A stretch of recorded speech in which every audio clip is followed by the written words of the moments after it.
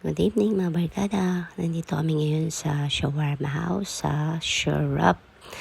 At ayan, umorder kami ng 5 shawarma. Ayan si Alex TV at ang Kuya Gerard.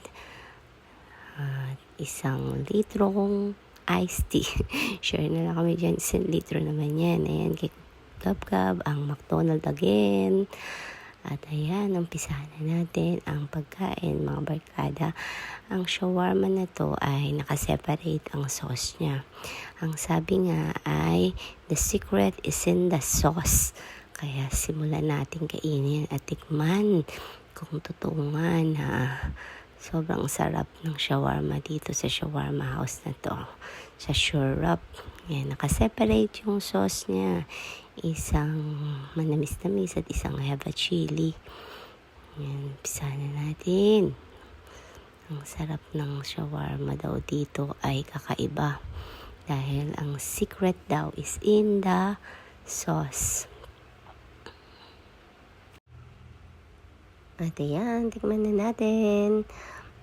Kahit walang sauce pala yung unang bite ko, masarap. At ayan, lagyan natin ng sauce. Sarap. Ayan. Tingnan nyo, ang dami niyang laman sa loob. Yung isang pirasong ganyan is 99 pesos lang. At ang laki niyan, bubusog ka na sa isa lang. Tapos may masarap din silang iced tea. Pwedeng umorder ng isa lang na iced tea. Pero yung ano yan, katumbas yan, 1 liter. Sarap na yan.